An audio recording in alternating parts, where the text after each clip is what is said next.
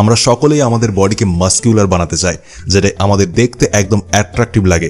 এই muscular body বানানোর জন্য আমরা নানান ধরনের ব্যায়াম করি, কিন্তু মাস্কুলার বডি বানানোর জন্য শুধু ব্যায়ামই যথেষ্ট নয়, আপনাকে যথোপযুক্ত প্রোটিনও নেওয়া দরকার। আর আমাদের দেশে প্রোটিন পাউডারের অনেক দাম হয়, সবাই অ্যাফোর্ড করতে পারে না, যেটার কারণে আমরা ভাবি আমাদের বডি তৈরি হবে না।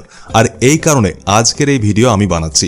আজকের এই ভিডিওতে আমি আপনাকে বলবো যে কিভাবে আপনি আপনার ঘরেই প্রোটিন পাউডার বানাতে পারবেন, আর ওটিকে পান করে আপনি আপনার বডি অনেক দ্রুতভাবে বানাতে পারবেন। আপনার বডির যে প্রোটিন রিকোয়ারমেন্ট রয়েছে ওটি অনেক সহজে এই ঘরোয়া প্রোটিন পাউডার থেকে কমপ্লিট হয়ে যাবে।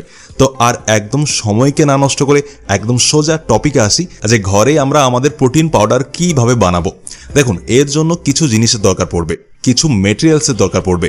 ওটি আমি প্রথমে আপনাকে বলে দিই। আপনাকে কি কি জিনিস নিতে হবে? আপনাকে নিতে হবে 100 গ্রাম পিনাটস, মানে যেটাকে আমরা বাদাম বা কাঁচা বাদাম বলি, এটিকে 100 গ্রাম নিতে হবে। এরপর আমাদের লাগবে 100 গ্রাম সয়াবিন। সয়াবিন বলতে যেটা আমরা রান্না করে খাই ওই সয়াবিন নয়, এটা হলো সয়াবিনের বীজ, ছোট্ট ছোট্ট শুকনো করা। এই বীজ আপনাকে নিতে হবে সয়াবিনের 100 গ্রাম। এরপর নেক্সট যে জিনিস রয়েছে ওটি হলো ছোলা, যেটাকে আমরা 100 গ্রাম নিয়ে নেব। একটা জিনিস খেয়াল রাখবেন, যে ছোলাটি নেবেন ওটা সেদ্ধ করা ভাজা ছোলা যেন হয়, যেটা আপনি যে কোনো মার্কেটে দোকানে পেয়ে যাবেন। 100 গ্রাম ভাজা ছোলা নিয়ে নিতে হবে। এরপরে আমাদের নিতে হবে 100 গ্রাম বাদাম। দেখুন, এখানে আমি একটা জিনিস বলে দিই, যে আপনার যদি আপনার কাছে বেশি বাজেট না থাকে, সস্তায় বানাতে চান, তাহলে বাদাম আপনি নাও ব্যবহার করতে পারেন, কোনো ব্যাপার না। কিন্তু যদি আপনার বাজেট বেশি থাকে, আপনার কাছে কিছু টাকা থাকে, তাহলে আপনারা বাদাম নিয়ে নেবেন 100 গ্রাম। আর 100 গ্রাম আপনারা নিয়ে নিন আখরোট। এই সব জিনিসগুলিকে যখন নিয়ে নেবেন, তারপর কি করবেন, একটু শুকিয়ে নেবেন। চাইলে হালকা আঁচে তাওয়াতে রেখে হালকা মতো ভাজতে পারেন, লাল হয়ে আসা অবধি ভাজতে পারেন। ততক্ষণ ভাজবেন যতক্ষণ না এই জিনিসগুলি লাল হয়ে না আসে। বা আপনারা চান তো কড়া রোদেও এটিকে আপনারা রাখতে পারেন 4 থেকে 5 ঘন্টার মতো, তাহলেও কাজ হয়ে যাবে। মানে এই জিনিসগুলি যেন ড্রাই হয়ে যায়, একদম শুকনো হয়ে যায়, এর মধ্যে রস না থাকে। এগুলিকে শুকনোর পর আপনি এটাকে একটা মিক্সার গ্রাইন্ডারে সব জিনিসগুলিকে মিক্সিং করে ওটিকে চালিয়ে দিতে হবে।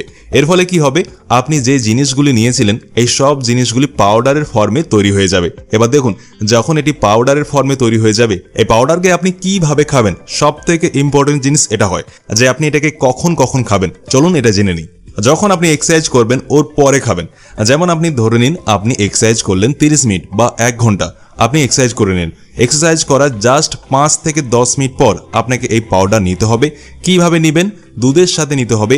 1 গ্লাস আপনাকে দুধে নিতে হবে, ওর সাথে আপনাকে এই পাউডারের 3 চামচ নিয়ে নিতে হবে। 3 চামচ আপনার জন্য অনেক সাফিসিয়েন্ট হবে, যথেষ্ট হবে। নর্মাল চামচ দিয়ে আপনারা 3 চামচ দুধে দিয়ে মিশিয়ে পান করে নেবেন ঘট ঘট করে এক্সারসাইজ করার পরে। এরপরে আপনাদের আরেকটা সময়ে আরেকবার পান করতে হবে। কখন পান করবেন?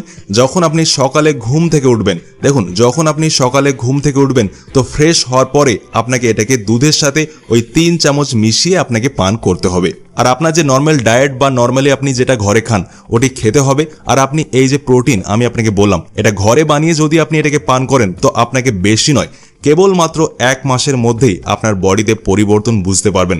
আপনার বডি ধীরে ধীরে তৈরি হতে থাকবে, সুন্দর সুডল তৈরি হতে থাকবে, আপনার মাসলস বেরিয়ে আসবে। আর আপনারা এটা অবশ্যই বানাবেন আপনার ঘরে, বাইরের প্রোটিন পাউডার নেওয়ার কোনো দরকার নেই, যখন আপনি এটিকে ঘরেই বানাতে পারবেন। এখান অবধি যদি আপনি দেখছেন তো এই ভিডিওকে লাইক অবশ্যই করবেন, যাতে আমি জানতে পারি যে কত লোক আছে